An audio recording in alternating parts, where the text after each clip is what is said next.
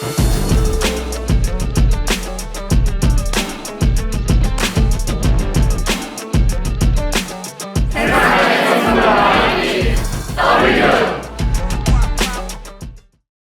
말씀 로마서 7장 1절부터 14절까지 말씀입니다.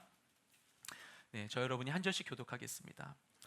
형제들이여, 내가 율법을 알고 있는 사람들에게 말합니다. 여러분은 율법이 사람이 살아있는 동안에만 그 사람을 지배한다는 것을 알지 못합니까? 결혼한 여자가 그 남편이 살아있는 동안에는 법으로 남편에게 매여 있으나 그 남편이 죽으면 남편의 법에서 벗어나게 됩니다. 그러므로 남편이 아직 살아있을 때 여자가 다른 남자에게 간다면 가늠한 여자라 불릴 것입니다. 그러나 만일 남편이 죽으면 그 법에서 벗어나게 되므로 다른 남자에게 가더라도 가늠한 여자가 되지 않습니다.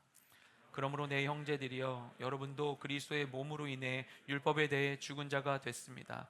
이것은 우리가 다른 분, 곧 죽은 자 가운데서 살아나신 분에게 속해 하나님을 위해 열매를 맺게 하려는 것입니다. 우리가 육신에 있을 때는 율법으로 인한 죄의 정욕이 우리 지체 속에서 작용해 죽음에 이르는 열매를 맺게 했습니다. 그러나 이제는 우리가 우리를 올가매던 것에 대해 죽었으므로 율법에서 벗어났습니다. 그러므로 우리는 성령의 새로운 것으로 섬기고 문자에 의한 해묵은 것으로 섬기지 않습니다. 그러면 우리가 무슨 말을 하겠습니까? 율법이 죄입니까? 결코 그럴 수 없습니다. 율법에 비춰보지 않았다면 나는 죄를 알지 못했을 것입니다. 율법이 탐내지 말라고 하지 않았다면 나는 탐심을 알지 못했을 것입니다. 그러나 죄가 계명으로 인해 기회를 타서 내 안에 각종 탐심을 일으켰습니다. 율법이 없으면 죄는 죽은 것입니다. 전에 율법이 없었을 때는 내가 살아 있었지만 계명이 들어오자 죄는 살아나고 나는 죽었습니다. 생명에 이르게 할 그 계명이 나를 죽음에 이르게 하는 것이 됐습니다. 죄가 계명으로 인해 기회를 타서 나를 속이고 그 계명으로 나를 죽였습니다. 그러므로 율법도 거룩하고 계명도 거룩하고 의롭고 선합니다.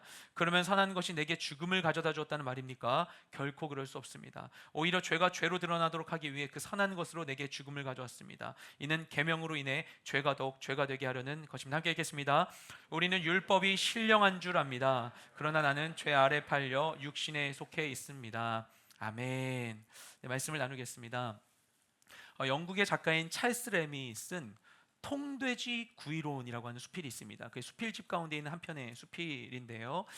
그 수필 중에 이런 이야기가 나와요.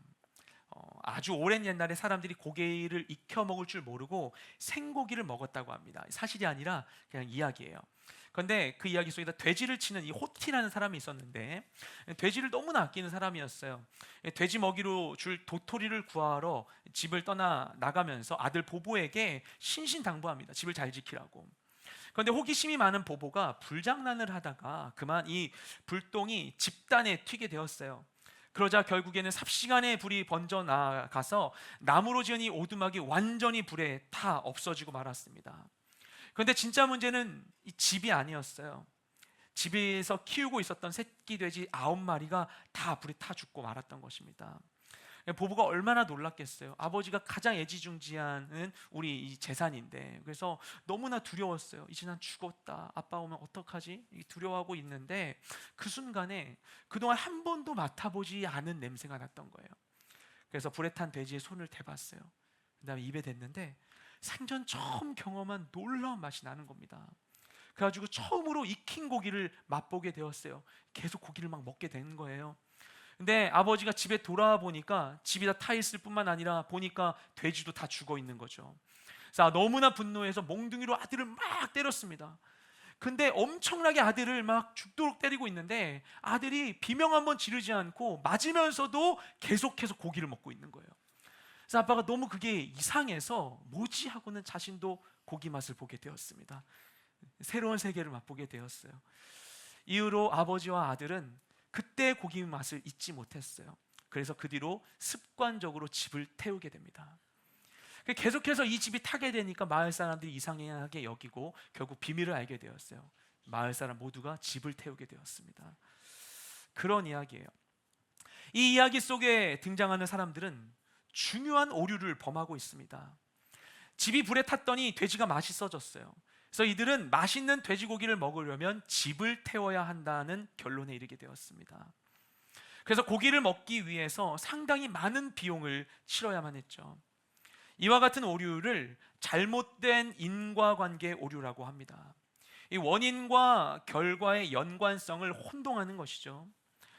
로마서가 기록된 당시에 로마 교회의 성도들 중에도 이와 같은 오류의 혼란에 빠진 이들이 있었습니다. 혹자는 자신이 의롭게 된 원인이 율법에 있다고 생각했어요. 주로 유대인 출신의 성도들이 그런 생각을 하고 있었습니다. 다른 이들은 반대로 자신이 자유롭게 된 원인이 율법이 폐기되었기 때문이라고 생각했습니다. 율법은 악한 것이고 필요 없다고 생각하는 거예요. 주로 이방인 출신의 성도들이 그랬었습니다.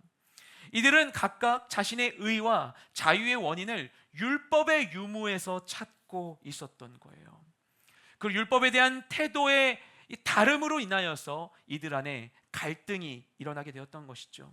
그리고 그 잘못된 생각이 그들이 그리스도의 십자가의 은혜를 온전히 누리는 데에 큰 장애물이 되고 있었습니다. 이러한 오해는 오늘날 우리의 신앙에서도 다른 형태로 반복될 수 있어요. 하나는 율법으로 의롭게 되었다고 생각하는 이들과 같이 난 신앙생활 나름 열심히 하고 그래도 나름 착하게 잘 살고 있기 때문에 의롭다, 난 괜찮다라고 생각하는 거예요. 다른 하나는 율법이 폐기되어서 자신이 자유롭다고 생각하는 이들과 같이 그냥 신앙생활 열심히 할 필요 없고 그냥 적당히 그냥 살아도 되지 않냐, 그냥 교회만 그냥 출석하고 있으면 되는 것 아니냐라고 생각하는 거예요. 내게 주어진 의와 자유의 원인을 혼동하는 것이죠. 지난주 말씀을 통해서 우리가 하나님을 주인으로 모심으로 죄로부터 승리할 수 있음을 확인했습니다. 하지만 이러한 삶의 변화는 먼저 명확한 문제의 원인을 인식하는 데서 시작합니다. 오늘의 말씀은 우리가 경계해야 할 진짜 문제가 무엇인지를 우리에게 알려주고 있습니다. 우리 1절 말씀 함께 읽겠습니다. 시작. 형제들이여, 내가 율법을 알고 있는 사람들에게 말합니다. 여러분은 율법이 사람이 살아있는 동안에만 그 사람을 지배한다는 것을 알지 못합니까? 아멘. 바울이 이 문장을 통해서 로마 교회 성도들한테 질문하는 거예요. 여러분 모르셨어요? 질문하는 거예요. 여러분 정말 모릅니까? 네. 헬라 철학에서 안다고 하는 것은 단순히 지적인 정보를 가지고 있다는 것을 의미하기보다는 이 무언가를 안다는 것은 그 사람의 존재 가치를 가늠하는 기준이 되는 것이었어요. 아는 사람과 모르는 사람은 다른 거예요. 헬라 철학에 주지주의가 있죠. 알면 행할 수 있다. 모르는 게 문제다. 알려줘야 된다. 지식이 필요하다. 이런 거예요. 왜냐하면 무지는 곧 잘못된 선택과 죄 행위로 이어질 수 있기 때문인 것입니다.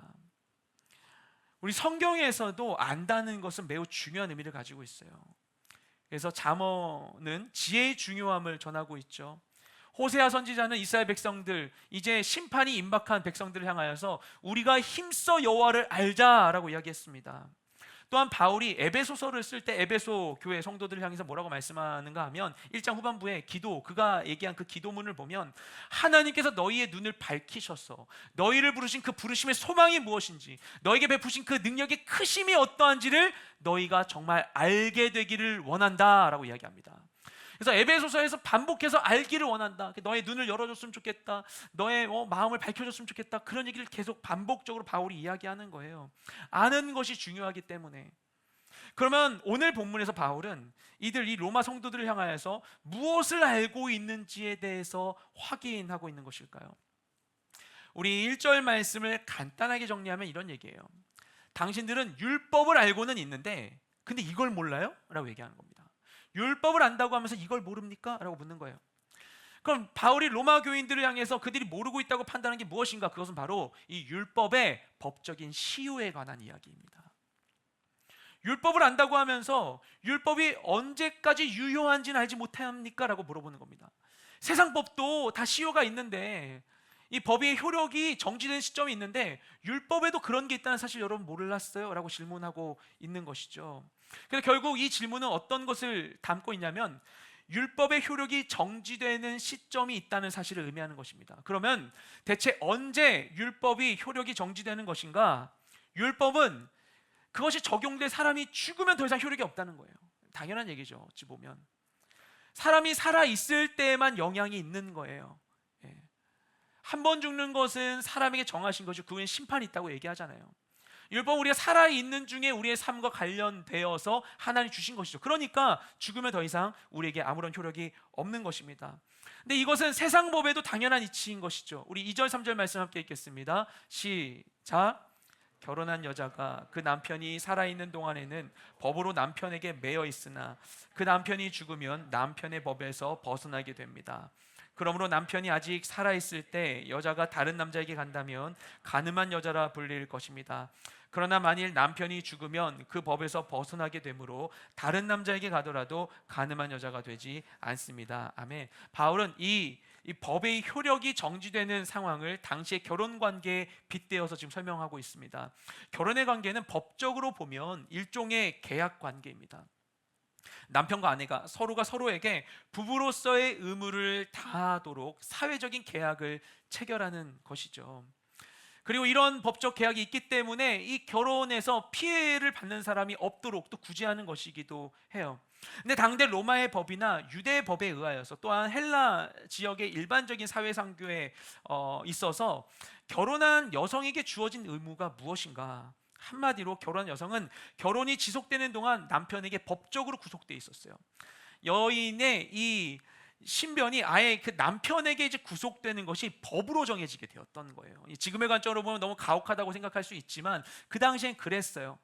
그리고 이제 그것을 잘못했다 얘기하기 어려운 게 당시의 여성이 지금보다 좀 약한, 사회적으로 약한 존재였기 때문에 그것이 또 보호의 조치가 되기도 하는 것이기도 했습니다. 하지만 중요한 것은 무엇인가 하면은 여성은 법적으로 남편에게 매인 상태가 되었다는 것이에요. 그래서 어떤 결과가 일어나는가? 자기 의사에 따라서 이혼을 요구할 수 없었어요. 그리고 아무리 남편에게 큰 문제가 있을지라도 다른 남성과 혼외 관계를 맺으면 바로 죄로 규정되고 말았던 것입니다. 하지만 그런 여성이 이와 같은 법의 구속에서 자유케 되는 상황이 있었는데 그 유일한 방법은 무엇인가 하면 바로 남편이 사망하는 것이었어요. 남편이 죽으면 이제는 더 이상 남편과의 법적인 관계에 얽매일 필요 없이 하나의 독립된 의사결정권을 가질 수 있었습니다. 그래서 결혼한 여성이 다른 남성에게로 가는 것이 똑같은 행위지만 똑같은 행위가 남편이 살아있을 때는 간음으로 규정되는데 남편이 죽은 후에는 전혀 문제가 되지 않았습니다. 결혼으로 형성된 법의 제약으로부터 자유케 되는 것이에요. 그러면 세상법도 이렇게 되는데 그럼 율법과 우리와의 관계는 어떻게 되는 것인가? 우리 4절 말씀 함께 읽겠습니다. 시작. 그러므로 내 형제들이여 여러분도 그리스도의 몸으로 인해 율법에 대해 죽은 자가 됐습니다. 이것은 우리가 다른 분 곧 죽은 자 가운데서 살아나신 분에게 속해 하나님을 위해 열매를 맺게 하려는 것입니다. 아멘. 법은 그 법이 적용될 대상이 죽으면 더 이상 아무런 효력을 발휘하지 못합니다. 우리가 살아있으면 법의 적용을 받습니다. 우리가 살아있으면 율법의 적용도 받습니다. 근데 율법의 결론은 죄인의 심판이에요. 그리고 결국 죄인인 우리는 율법에 의하여 심판을 받습니다. 그런데 우리가 율법에 대해서 죽었어요. 왜냐하면 그리스도께서 우리를 대신하여 죽으셨기 때문입니다. 세례를 받음으로 그분의 죽으심에 동참했기 때문에 우리가 그분처럼 율법에 대해 죽었습니다. 예수님께서 십자가에 달리셨어요. 십자가는 죄인을 죽이기 위한 사형틀이었습니다. 하지만 거기에 달리신 예수님은 죄인이 아니셨어요. 그런데 그분께서, 죄인이 아니신 그분께서 죄인을 벌하는, 죽이는 사형틀에 매달리신 이유가 무엇인가? 그분이 달리신 십자가에 그분의 죄목이 적힌 팻말이 있었는데 그 팻말엔 이렇게 기록되어 있었습니다. 나사렛 예수 유대인의 왕, 이렇게 쓰여 있었어요. 본디오 빌라도가 정한 죄목이에요. 모두가 동의하지 않았어요. 당대 유대 종교 지도자들이 저것 좀 내려라, 바꿔라, 신성모독죄라고 바꿔라 이렇게 얘기했어요.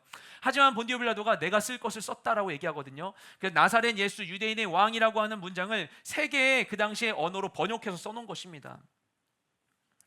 근데 이것이 그냥 본디오 빌라도가 그렇게 썼던 것인데 어떻게 보면 조롱의 내용일 수 있는데 사실 알고 보면 절묘하게 진실을 담고 있죠. 그분은 정말로 우리의 왕이셔서 못 박히신 거예요. 자기 백성을 구원하기 위해서였어요. 내 백성을 구원하고 통치해야 되는데 내 백성이 다 죽게 되었어요. 죄인이니까. 그래서 이들이 심판을 피할 수 없기 때문에 죄인 아닌 자신이 우리 죄를 이유로 인하여 우리를 대신하여 못 박히신 것입니다. 그분도 똑같은 죄인이었다면 자신의 죄 때문에 못 박혀야만 하는 존재였기 때문에 당연한 일이었겠지만 죄인 아닌 그분께서 우리의 죄를 대신하여 못 박히셨기 때문에 우리의 죄에 대한 법적인 이 법을, 죄를 처벌해야 되는 일은 이미 해소가 되어버렸던 것이에요. 그분의 못 박히심을 인하여서 우리가 이 심판으로부터 자유함을 얻게 되었던 것입니다.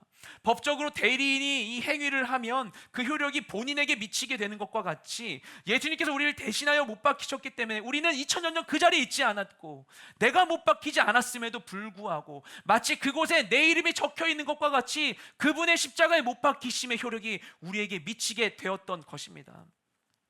그 결과 우리는 율법에 대해 죽었어요. 그래서 율법에서 자유케 되었습니다. 그러면 그렇게 하여 율법에서 자유케 되어서 우리가 얻게 되는 것은 과연 무엇인가? 우리 5절 6절 말씀 함께 읽겠습니다. 시작. 우리가 육신에 있을 때는 율법으로 인한 죄의 정욕이 우리 지체 속에서 작용해 죽음에 이르는 열매를 맺게 했습니다. 그러나 이제는 우리가 우리를 올가매던 것에 대해 죽었으므로 율법에서 벗어났습니다. 그러므로 우리는 성령의 새로운 것으로 섬기고 문자에 의한 해묵은 것으로 섬기지 않습니다. 아멘. 율법에 매여 있을 때 우리가 율법에 따라서 육적인 삶으로 내가 스스로를 변화시키려고 해도 그런 노력들이 우리 안에 있는 이 죄의 정욕을 없앨 수는 없습니다. 그리고 이러한 죄의 정욕은 결국에는 율법에 의하여서 심판받고 그 결과는 죽음일 뿐입니다. 죄인인 우리는 율법으로, 자신의 정의로는 스스로를 변화시킬 수 없어요. 그리고 그것을 분명하게 경험한 사람이 바로 바울이었습니다. 그는 길리기아 다소 출신의 사람이에요. 지금 터키 동남쪽에 있는 지역입니다. 근데 그랬던 그가 율법에 너무나 열심이어서 먼 거리로 유학을 감행하게 되죠. 예루살렘까지 가서 당대 최고의 유대 석학이었던 가말리엘 문화에서 수년 동안 배우게 되었습니다. 배우고 정말 율법에 열심이었어요. 그것을 배우고 실천하는데 얼마나 열심이었던지 율법에서 어긋나 보이는 사람들을 죽이는 일에까지 가담하게 되었습니다. 사람들이 스데반 집사 죽일 땐 잘 죽이라고 짐을 맡아주는가 하면 그것도 모자라서 다메섹에도 사람들이 이 도를 따른다 하여서 다메섹에 있는 예수님을 믿는 남녀를 죽이기 위하여서 추천장 받으러 나아가게 되는 거예요. 자신이 누가 시키지도 않았는데 자기가 앞장서서 한 거예요. 율법이 너무나 자신이 열심이다 보니까 이것을 흐트리는 저 전염병 같은 사람 다 죽여버리겠다. 이게 바울이 행한 일이었어요. 누구보다 열심이었어요. 그런데 그렇게 살아봤는데 해봤자 안 되는 거예요. 아무리 율법을 지키고 스스로 잘 살아보려고 다짐하고 노력해봤자 자신의 이 결심과 노력이 자신 안에 있는 그 죄의 소욕을 없애지는 못하는 것입니다. 그런데 예수 그리스도와 함께 십자가에 못 박힌 자들은 자신의 죄와 정욕도 함께 못 박습니다. 그것에 대해 죽는 거예요. 내가 할 수 없음을 인정하기에, 할 수 없음을 믿고 그것을 주님께 맡겨드리는 것입니다. 주님께 맡기는 거예요. 이거 되게 나 몰라라 하는 거 아니야라고 생각할 수 있어요. 이게 우리가 회개를 한다라는 것은요, 회개해서 하나님 용서해 주셔가지고 그냥 나는 이제 나 몰라라, 난 괜찮아, 이게 아닌 거예요. 우리가 하나님께 회개한다는 건 뭐냐면요, 그분을 가장 먼저 심판자로 인식하는 거예요. 내 죄를 아시는 그분이 나의 죄에 합당한 심판을 나에게 내리실 분이시기 때문에 그분께 회개할 수 있는 거예요. 내가 할 수 없으니까. 내가 할 수 없으니까. 나로선 벗어날 수 없으니까 그분께 맡겨드리는 거예요. 나의 죄와 정욕도 다 십자가에 못 박는 거예요. 그것에 대해 죽는 거예요. 나의 욕망도 나의 계획도 다 내려놓는 거예요. 내가 스스로 의롭게 되고자 하는 것도 다 내려놓는 거예요. 이렇게 하면 뭔가 낫지 않을까 하는 나의 방식들도 내려놓는 거예요. 내가 막 사람들 눈치 보면서 이렇게 해야지 저 사람이 날 미워하지 않겠지, 이렇게 하면 날 인정해 주겠지, 이렇게 하면 나에게 더 좋은 기회가 나에게 오겠지 생각했던 나의 그 모든 방식들, 내가 생각해왔던 것들 다 내려놓는 거예요. 나는 할 수 없다는 것을 인정하고 주님께 내려놓는 거예요. 그게 그리스도와 함께 십자가에 못 박는 것입니다. 그것에 대해 죽었다고 인정하는 거예요. 내가 할 수 없으니까. 결국 지난주 말씀에서 이야기한 것처럼 하나님을 온전히 내 삶의 주인으로 모시는 것입니다. 그때 우리의 삶은 더 이상 율법으로 규정되지 않습니다. 해묵은 문자로 기록된 우리의 생각과 계획과 계산에 따른 이 답답한 한계를 벗어나게 되는 거예요. 내가 내 삶의 주인이 되었을 때에는 내 능력 안의 것만을 누릴 뿐이지만 하나님을 내 삶의 주인으로 모시면 그분의 능력이 내 삶의 경계선이 되는 것입니다. 그분의 능력만큼 내 삶이 뻗쳐나가게 되는 것이에요. 그래서 그분으로 말미암아 우리가 새로운 열매를 거두는 것입니다. 새로운 가능성이 나의 삶에 펼쳐지는 것입니다. 더 이상 이전에 살아왔던 대로, 내게 익숙했던 대로 늘 같은 선택과 후회를 반복하며 사는 것이 아니라, 이전에는 할 수 없었던 것을 하고 이전에 느끼지 못했던 것을 느끼고 새로운 것을 소망하고 내일을 기대하는 놀라운 삶을 살게 되는 것입니다. 그런데 우리가 그리스도와 함께 율법에 대해 죽어서 율법에서 자유케 되어서 새로운 삶을 살 수 있게 된 것이라면, 그러면 우리가 자유케 된 이전에 묶여 있었던 그 율법은 나쁜 것일까요? 지금까지의 내용을 보면 마치 율법이 나쁘고 필요 없는 것처럼 생각될 수 있어요. 그래서 바울이 율법의 존재 이유에 대해서 밝힙니다. 우리 7절 말씀 함께 읽겠습니다. 시작. 그러면 우리가 무슨 말을 하겠습니까? 율법이 죄입니까? 결코 그럴 수 없습니다. 율법에 비춰보지 않았다면 나는 죄를 알지 못했을 것입니다. 율법이 탐내지 말라고 하지 않았다면 나는 탐심을 알지 못했을 것입니다. 네. 앞서 이야기를 그대로 그냥 전개하면, 그렇다, 이제 우리는 율법에서 해방되었다, 더 이상 율법에 매일 필요가 없는 것이다 하면서 이야기를 마무리할 수 있겠죠. 근데 갑자기 여기서 바울 이야기를 틀어버립니다. 율법의 의미에 대해서 다시 이야기를 해줘요. 로마서를 보면 이와 같은 이야기가 계속 이제 반복적으로 전개되는 그런 부분들을 우리가 볼 수 있습니다. 그렇게 될 수밖에 없었던 것은 이 로마 교회의 이슈는 서로 다른 입장에 있었던 두 성도 간의 갈등이었기 때문이에요. 그렇기 때문에 어떻게 보면 좀 복잡하게 우리가 들릴 수 있지만, 하지만 그런 갈등을 그들이 품고 있었기 때문에 모두를 아우르는 복음에 대해서 바울이 전파해야만 했기 때문에 우리가 성경 전체를 입체적으로 볼 수 있는 온전한 복음에 대한 이해를 가질 수 있게 되는 것이죠. 율법 아니다, 가짜다 하면 너무나 쉬워요. 그렇지만은 않다는 거예요. 율법에 존재하는 이유가 있는 것입니다. 그럼 율법 왜 존재하는가? 방금 읽은 7절 말씀에서 설명하는 대로 율법에만 있는 분명한 기능이 한 가지 있어요. 무엇인가 하면 바로 죄를 깨닫게 하는 것입니다. 율법에서 이건 죄야 라고 했기 때문에 죄가 되는 거예요. 그전까지 이게 죄였어 몰랐을지라도 율법이 죄라고 하니까 죄인 것을 알게 되는 것입니다. 결국에 율법은 죄를 깨닫게 하는 것이지 율법 자체가 죄가 아닌 거예요. 율법 자체가 악한 것은 아닌 것입니다. 율법 누가 주셨습니까? 하나님이 주셨죠. 거룩하신 하나님께서 악한 것을 만들어서 우리에게 주셨겠어요? 또는 하나님께서 우리 보니까 너넨 정말 악하구나, 그래가지고 하나님께서 나쁜 걸 주셔가지고 한번 살아봐 해가지고 그것들을 막 살게 한 다음에 우리 막 조종하려고 주신 것인가? 그럼 악하게 우리를 조종하려고 보내신 것인가? 우리가 믿는 하나님이 아니잖아요. 하나님께서 그런 걸 주셨겠어요? 아니죠. 하나님께서는 분명히 선한 의도로 율법을 주셨어요. 이 율법은 하나님의 뜻을 반영하고 있습니다. 그리고 본래 율법은요, 생명을 위해 주어진 것이에요. 하나님께서 처음 율법을 주실 때 모세에게 이렇게 말씀하십니다. 모세에게 율법 주시면서 처음 뭐라고 얘기하시냐면은 너희가 내 규례와 법도를 지키면 살 것이다 라고 말씀하셨습니다. 우리에게 생명을 주시기 위해서 율법 주신 거예요. 율법은 본래 선한 의도로 주어진 거예요. 그런데 선한 의도로 주어진 좋은 율법인데 왜 그것이 우리에게 갈등의 원인이 되고 있는 것인가? 율법은 선한데 문제는 무엇인가 하면 우리가 선하지 않다는 것입니다. 우리가 죄인이어서 문제가 발생하는 거예요. 죄가 없는 상태면 율법을 받아도 그냥 율법대로 살면 되겠죠. 그냥 살면 되는 거예요. 하지만 죄인이 율법을 받아서 문제가 발생하는 것입니다. 내가 생각하는 것, 내가 해왔던 것과 다른 이것과 상충되는 지시가 위에서 내려오는 것과 같이 죄인인데 이것을 행할 수 없는 사람인데 율법이 주어진 거예요. 그래서 충돌이 발생한 거예요. 율법대로 살 수가 없으니까. 그래서 율법은 원래 그런 의도가 아닌데 생명을 주려는 것이고 옳은 게 무엇인지 알려주는 것인데, 근데 결과적으로는 죄인이 율법을 받았기 때문에 율법은 우리가 죄인임을 드러내는 것입니다. 정죄하려고 주어진 게 아닌데. 예전에 제가 중학교에 갔는데 어머니께서 교복을 사주실 때 치수를 좀 크게 사주셨어요. 이렇게 막 소매가 이렇게 오도록 사주셨어요. 나중에 키 클지 모른다고. 옷은 문제가 없었어요. 문제는 제가 더 이상 키가 크지 않는다는 데 있었습니다. 옷은 멀쩡해요. 옷은 멀쩡해요. 아무 문제 없어요. 주문한 대로 주셨어요. 근데 멀쩡한 옷이 저의 작은 키만 더 부각시키고 말았던 것입니다. 율법이 그런 거예요. 율법에 문제가 있는 게 아니었어요. 잘못 보고 있었던 거죠. 문제는 우리인 거예요. 우리가 죄인인 거예요.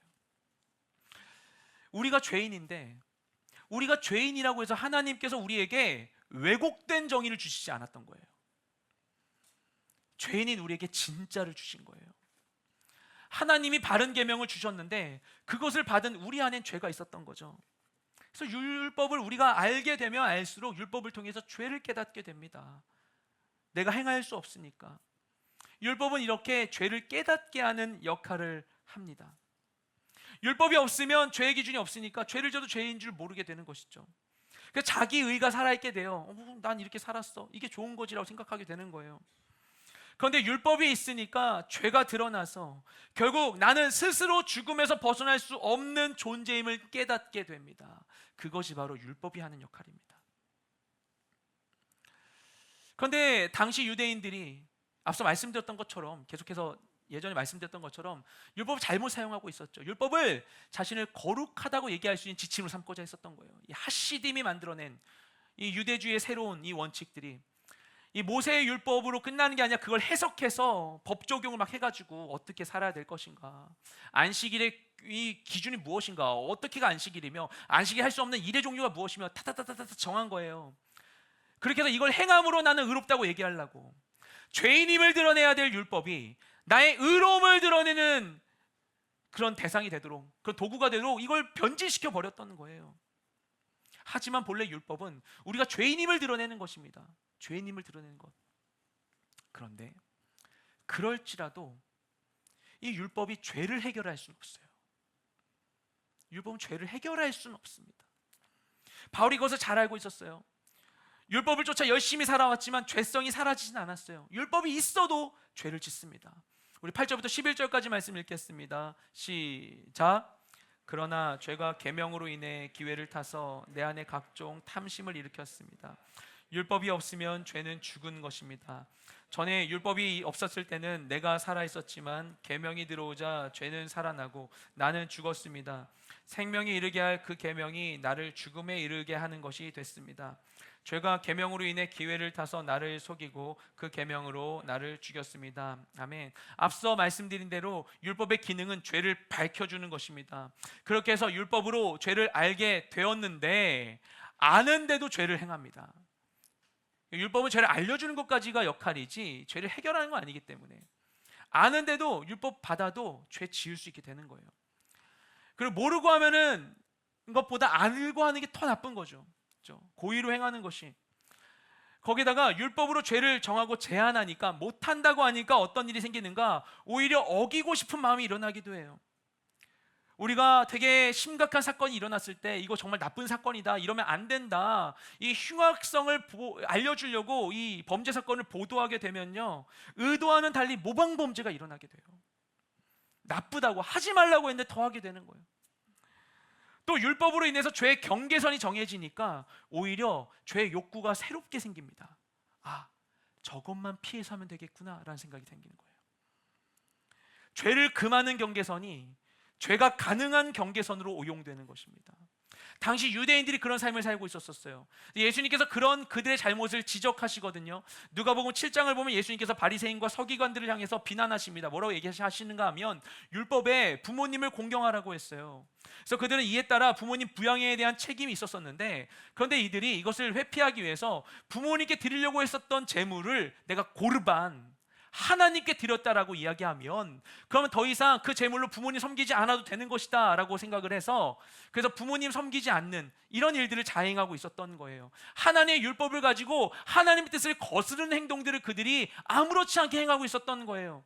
종교적으로 정죄받지 않도록 그들이 정해져 있던 그 장로들의 유전에 교묘한 허점을 이용하여서 이와 같은 불법을 자행하고 있었던 것입니다. 그래서 예수님께서 이것을 비난하고 계시는 것이죠. 아무리 율법을 하나님께서 주셨고 율법은 선하고 좋은 목적으로 주어진 것일지라도 그것을 받은 우리 안에는 죄가 있어서 그 선한 율법마저도 죄의 도구로 전락시키고 마는 것입니다. 그게 바로 죄의 무서움이죠.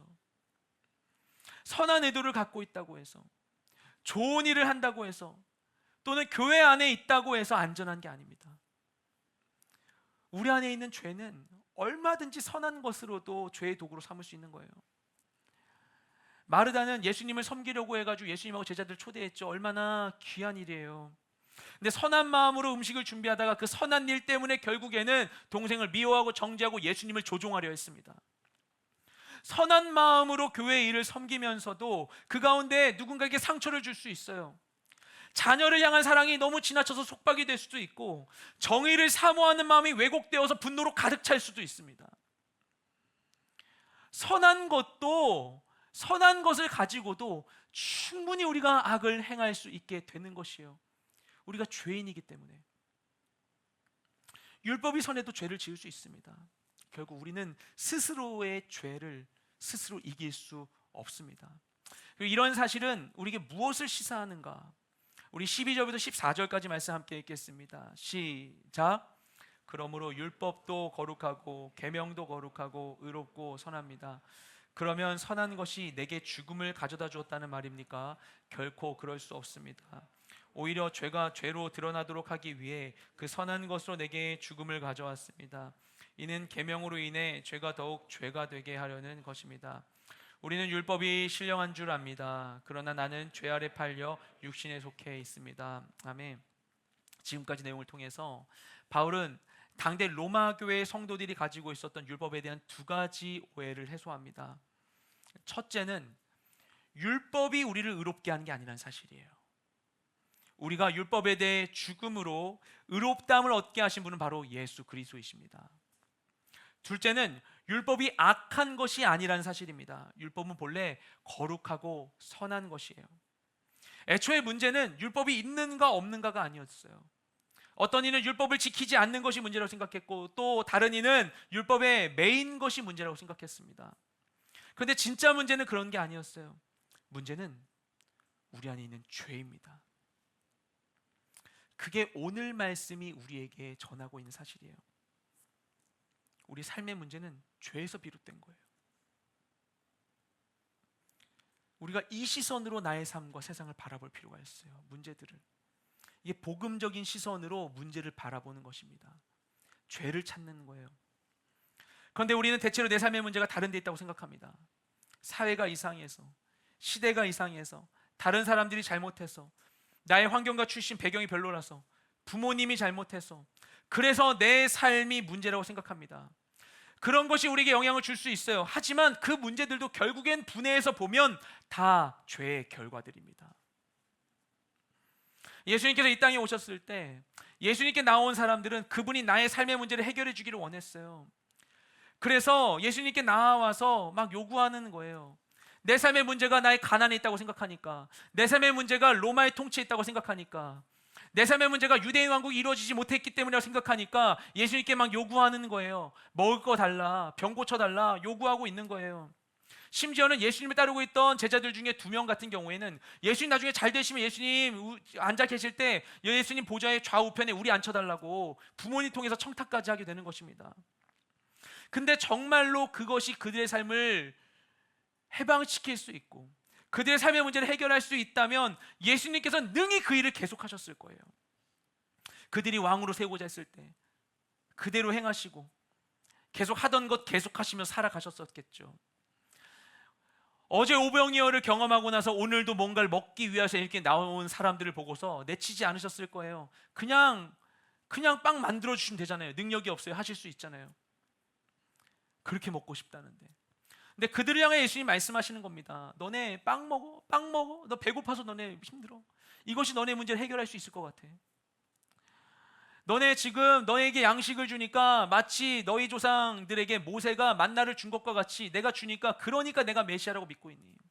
근데 너희 조상들이 광야에서 그 만나를 먹었지만 결국 너희 조상들은 광야에서 다 죽고 말았다. 너희 조상들 가운데 하나님을 반역했었던 사람들 가나안 땅 밟아보지 못하고 광야에서 죽고 말았다. 너에게 정말 필요한 게 이것이니? 물어보시는 거예요. 그들의 인생에 정말 필요한 게 무엇인가? 아무도 예수님에게 자신의 삶의 문제를 제대로 진단하고 그것을 해결해달라고 얘기하지 못했어요. 하지만 왕이신 주님은 그것을 아시는 거예요. 결국 그분은 공생의 3년 만에 그 모든 일들을 멈추시고 골고다 언덕으로 향하십니다. 그리고 십자가에 달려 돌아가십니다. 왜냐하면 그분은 우리의 삶에 이 모든 것을 묻고 있는 진짜 문제가 무엇인지를 알고 계셨기 때문이에요. 그것은 바로 죄입니다. 모든 문제가 다 죄에서 비롯되었음을 인정한다면 문제 해결을 위해서 가장 먼저 해야 될 것은 회개와 용서예요. 이 두 가지가 죄를 치유하기 때문이에요. 나의 죄를 치유하고 다른 이의 죄로 인한 영향력을 해소하는 것이 바로 용서인 것이죠. 여러분, 무엇이 우리를 구원할까요? 무엇이 지켜져야 될까요? 정의가 나를 구원할까요? 정의가 나를 구원한다고 생각할 수 있어요. 정의는 좋은 것이지만, 그래서 정의를 따라 생각하여서 악한 것을 우리가 다 처단하며 살아가면 그럼 정말 우리가 행복해질 수 있을까요? 제가 그렇게 좋아하는 영화는 아니지만 한 감독이, 유명한 감독이 복수 3부작을 예전에 만들었었죠. 두 번째 영화 올드땡땡에서 복수를 행하는데 참 흥미로웠던 것이 마지막 장면이었어요. 그 악당이 주인공에게 복수를 다 행하고 나서 모든 것을 마친 다음에 복수 다 끝나니까 뭘 하죠? 복수 끝나니까 자살을 하고 말아요. 복수하면, 정의가 실현되면 그럼 내 삶에 있는 모든 문제가 해소되는 것인가? 그럼 난 정말 괜찮게 살아갈 수 있는 것인가? 주님은 처음부터 우리에게 아니라고 말씀하시는 거예요. 너의 삶의 문제는 그것 때문이 아니야. 너의 삶의 문제는 그 사람의 잘못 때문이 아니야. 너의 삶의 문제는 네가 그걸 못했기 때문이 아니야. 너의 삶의 문제는 네가 그게 없어서가 아니야. 죄야, 죄. 그것을 우리가 보기를 원하시는 거예요. 하나님의 시선 우리 삶을 분해해 보기를 원하시는 거예요. 가장 먼저 해결해야 될 게 있다면 그 죄를 해결해야 되는 거예요. 나의 죄 주님께 맡겨드리고 회개하는 거예요. 다른 사람의 죄, 내가 피해자였든 목격자였든 그것을 기억함으로써 용서하지 못함으로 죄의 영향력이 우리 안에 남아있다면 그로부터 벗어나기 위해서 용서하는 거예요. 어렵지만 그것이 우리를 괴롭히고 있기 때문에. 우리의 해결되지 않은 죄는 우리의 삶에 마귀가 영향을 미칠 수 있도록 이 마귀에게 발판을 제공합니다. 분을 내어도 죄를 짓지 말고, 해가 지도록 분을 품지 말고, 그래서 마귀에게 틈을 주지 말라. 토포스를 제공하지 말라. 마귀가 발붙이지 못하게 해라. 해결하지 못한 죄, 해결하지 못한 감정의 아픔들, 이것을 안고서 마귀가 너희 마음 가운데 들어오는 것을 허용하지 마라. 너무나 위험한 일이죠. 그래서 하나님께서는 우리의 죄인됨을 드러내 주시는 거예요. 알려주시는 거예요. 그러라고 율법도 주신 거예요. 불편할 수 있어요. 왜 자꾸 죄인한 걸 알려주실까? 내가 너무 힘들어서 은혜 받으려고, 하나님 은혜 받으려고 나와왔는데 왜 하나님 나 죄인이라고 말씀하시는 걸까? 이제 예수님 믿고 구원받았으면 이 정도 믿었으면 좀 괜찮다고 하시고 좀 더 격려해 주시고 쉬엄쉬엄 하라고 말씀해 주시지 왜 자꾸 내가 죄인이라고 말씀해 주시는 걸까? 그럼 내가 이렇게 교회 다니는 게 무슨 소용인가? 근데 하나님께서 그렇게 하시는 이유가 있는 거예요. 우리는 할 수 없기 때문입니다. 오직 주님만이 우리를 죄에서 구원하시고 의롭게 변화시킬 수 있으십니다. 그래서 주님께로 우리가 나아가야 합니다. 그분께로 나아가야 합니다. 나의 주인으로 초청해야 돼요. 전 너무나 주님에 대한 갈망이 컸어요. 주님에 대한 갈망이 너무 컸어요. 교회 신앙생활 전 정말 열심히 했어요. 전 정말 모범생이었어요. 어릴 때부터 교회에서. 그런데 그렇게 교회를 열심히 다녀도, 성경 많이 읽어도 그래도 해결되지 않는 내 안에 있는 영적인 갈망이 있는 거예요. 그래서 초점이 달라졌어요. 언젠가부터는 하나님의 이 신비한 하나님의 이 능력과 이런 일들을 구했어요. 나도 방언하고 싶다. 나도 쓰러져 보고 싶다. 기도받고 나도 이런 걸 경험해 보고 싶다. 하나의 음성 듣고 싶다. 그런데 방언을 해도, 영적인 체험을 해도 그것이 내 안에 있는 갈망을 다 해소하지 못하는 거예요. 그렇습니다, 여러분. 진짜 그래요. 그걸로 해결할 수 없는, 애초에 그것이 답이 아니었던 내 안에 있는 이 영적인 이슈가 있는 거예요. 이걸 해결한 해법이 따로 있는 거예요. 그럼 뭔가 내가 열심히 교회 다녔던 것, 내 신앙생활, 아니면은 내가 막 영적인 걸 추구했던 것, 그것을 해소할 수 없는 내 영적인 문제는 뭘까? 그건 하나님이에요. 그냥 그분이에요. 인격이신 그분을 만나는 거예요. 그냥 그분을 만나는 거예요. 그분께로 나아가야 되는 거예요. 여러분, 사단은 그걸 못해요. 세상 종교를 보십시오. 사단은 자기 인격에 자신이 없는 존재예요. 감춥니다. 그래서 자신을 숭배하게 하는 행위를 비인격적 행위로 치환해 버렸어요. 뭘 바치면, 몇 번 절을 하면, 뭘 하면 비인격적인 행위로 만나고 교제할 수 없으니까. 여러분, 사람들을 만날 때 여러분 어떻게 관계하세요? 정말 사랑하는 사람들 만날 때 어떻게 하세요? 그냥 만나가지고 그냥 주고 뭐 이렇게 관계합니까? 정말 깊은 것을 나눌 수 있는, 정말 내 모든 것을 나눌 수 있는 사랑하는 사람들과 함께 할 때, 우리가 주로 사무적인 관계일 때 일적인 이야기만 나누게 되고 주고받는 일만 하게 되는 것이죠. 비인격적인 관계가 그런 거예요. 하지만 하나님은 우리와 함께 하길 원하십니다. 모든 걸 치유해 주길 원하십니다. 그분을 만나야 되는 거예요. 만나야 되는 거예요. 그분과의 관계가 우리의 이 영혼의 갈급함을 채우는 유일한 열쇠인 것입니다. 그분이 우리 죄인됨과 우리의 약함을 드러내 주세요. 아파서 병원 가서 우리가 진료를 받는데 의사 선생님이 환자분이 상처받을까 봐 무슨 병인지 얘기 안 해줄래요? 이렇게 하겠어요? 말도 안 되는 일이죠. 내가 아파서 수술 받아야 되는데 의사 선생님한테 선생님 저 너무 창피하니까 불 끄고 수술해 주세요 얘기하겠어요? 그럴 수 없죠. 우리가 아프면, 우리가 종기가 나면 아파도 칼로 째고 고름을 짜내야 되는 거예요. 문제 해결을 위해서는 진짜 원인을 직면해야 합니다. 문제는 죄입니다. 그리고 이것을 해결하실 수 있는 분은 오직 예수 그리스도입니다. 그리고 놀라운 사실은 그분이 십자가에서 이미 모든 것을 해결하셨습니다. 그분이 우리 가운데 함께 하십니다. 그분께 믿음으로 나아가는 우리가 되기를 주님의 이름으로 축복드립니다. 시간 기도하실 텐데요, 시간 기도하실 때 우리가 먼저 좀 묵상하며 묻는 기도를 하나님께 좀 했으면 좋겠어요. 제가 먼저 여는 기도로 기도의 멘트를 하고 각자 조용히 묵상할 텐데, 그러면서 마음으로 하나님께 우리가 함께 질문했으면 좋겠습니다. 하나님, 나의 삶 가운데 주님이 생각하시는 죄가 무엇인지 알려주시옵소서. 내가 해결해야만 하는 이슈가 있다면, 주님과 나의 사이를 가로막는 것이 있다면 무엇인지 나에게 알려주시옵소서. 과거에 있었던 일이든 지금 있는 일이든, 내가 가능성이 있음에도 불구하고 함구하는 것이든, 남들이 아는 것이든 모르는 것이든, 정말 주님께로 나아가는 것을 방해하고 있는 내 안에 죄의 이슈가 있다면, 하나님 아파하시는 게 무엇이 있다면 저도 알기를 원합니다.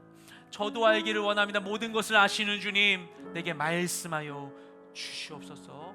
우리 주님께 묵상하며 나아가기 원합니다. 제가 여는 기도를 하겠습니다. 하나님 감사합니다. 내 모든 것을 아시는 주님, 우리 가운데 임하시는 주님의 사랑을 막고 있는 우리 안에는 죄의 문제가 있다면, 이 시간 것을 온전히 주님께 맡겨드리기 원하오니 이 시간 빛으로 우리에게 임하여 주시어서 우리 모든 마음과 기억과 우리 모든 삶을 비추어 주시어서 내 삶 가운데 주님이 기뻐하지 아니하시는 그 죄가 무엇인지를 내가 알게 하여 주시옵소서. 우리에게 말씀하소서. 주님 음성으로든 느낌으로든 생각으로든 무엇으로든 이 시간 우리에게 주님 말씀하여 주시옵소서.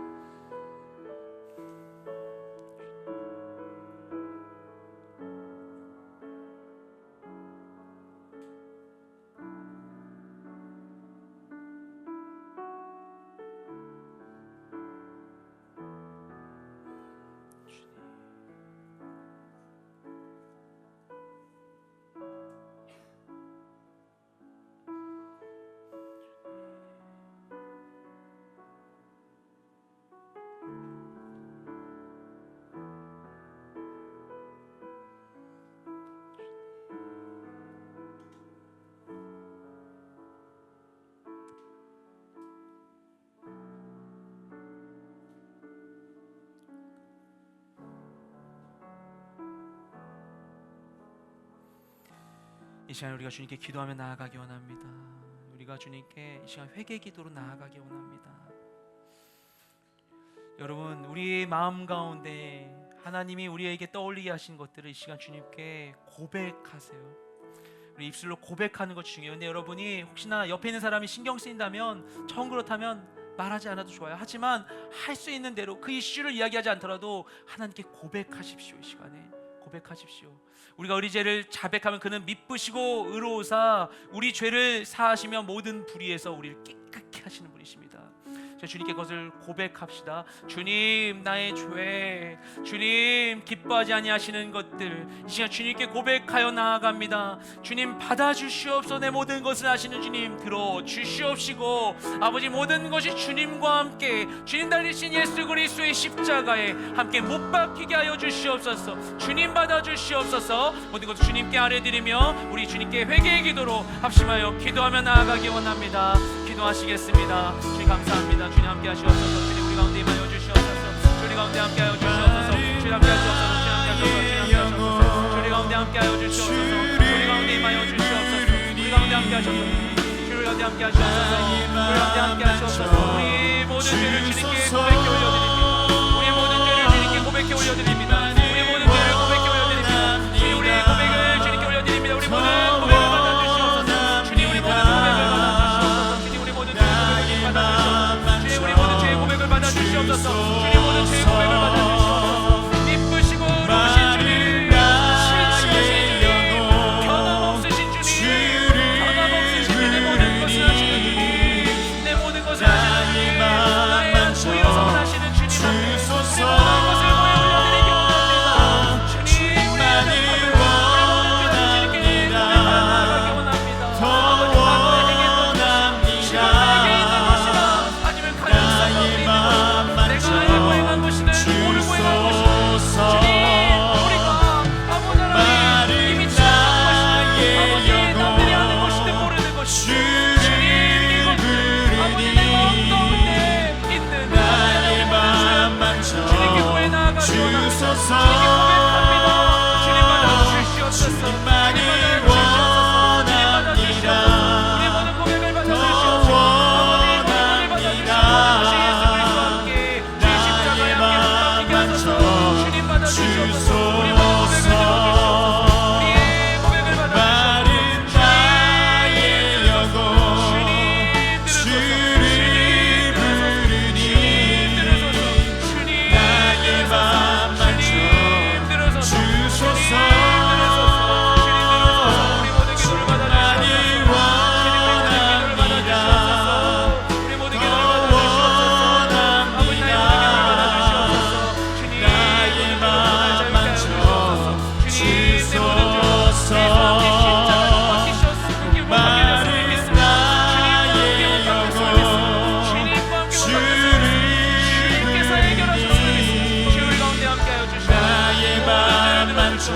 모든 죄를 주소서. 아버지 하나님, 모든 죄와 사망으로 해방되는 우리 모든 인생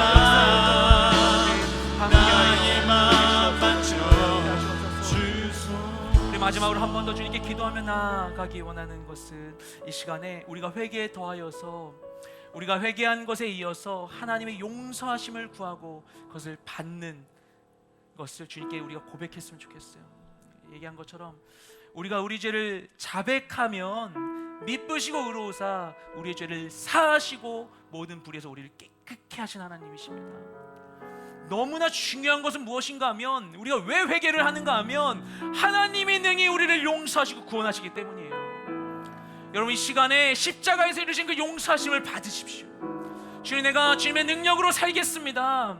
주님의 용서하시는 능력으로 살겠습니다. 여전히 내가 연약할지라도 나를 구원하신 주님의 그 능력으로 살겠습니다. 주님, 나를 용서하여 주시옵소서. 그 용서하심을 받습니다. 주님의 그 사랑을 내가 받습니다. 그 사랑 안에 살아가도록 내게 임하시고 역사하여 주시옵소서. 우리 합심하여 주님께 간절히 기도하며 나아가기 원합니다. 기도하시겠습니다. 주님 감사드립니다. 미쁘시고 의로우신 주님, 우리가 고백할 때 우리가 주인 되신 주님께 나의 잘못을, 나의 약함을, 나의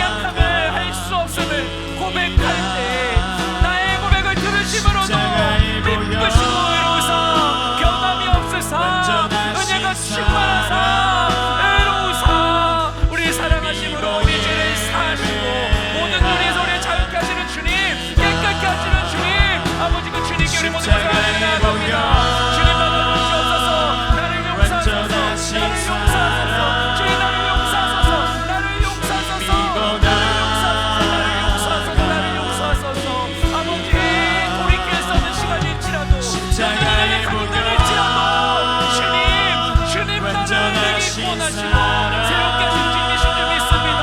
주님 나의 모든 것을 받으시고 주님 나를 용서하여 주시옵소서. 나를 새롭게 하신 주님의 용서를 내가 받기를 원합니다. 용서하시면 내가 받기를 원합니다. 나를 용서하는 그 사랑을 내가 받기를 원합니다.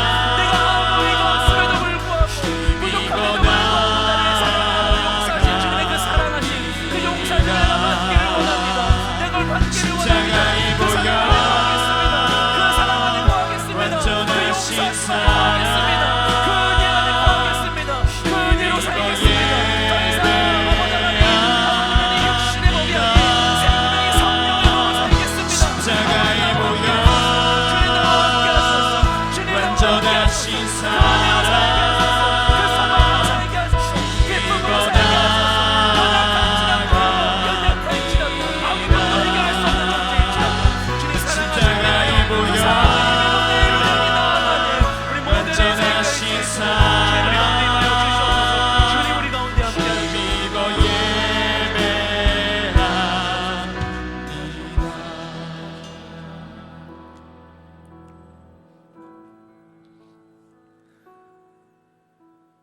미쁘시고 의로우신 주님, 우리의 삶의 문제가 무엇인지를 아시기에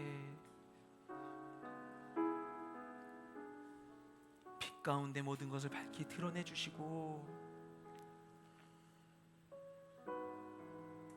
정결케 하신 주님의 은혜로 나올 수 있도록 우리를 인도하여 주심을 감사드립니다.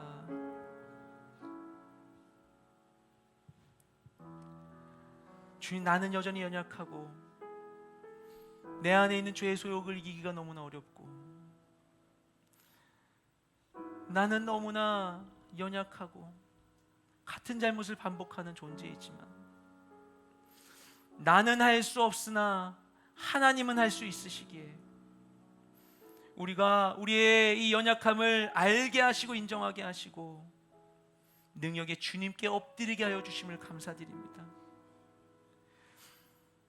우리의 모든 무능함을 주님께 맡겨드리며 주님의 용서하심을 구하며 그 은혜 가운데 살아가는 우리 모든 인생 될 수 있기를 원하오니 삶의 순간순간마다 나의 모든 한계의 상황마다 능력의 주님을 기억하도록 성령이 우리 가운데 빛을 비춰주시옵시고 주님 구할 때 외면하지 마시고 우리 모든 삶의 자리 가운데 능히 임하시고 역사하여 주시어서 과연 능력의 주님 나와 함께 하시면 온전히 경험할 그 은혜로 살아가는 우리 모든 인생 될 수 있도록 주님 우리 가운데 함께 하시고 역사하여 주시옵소서.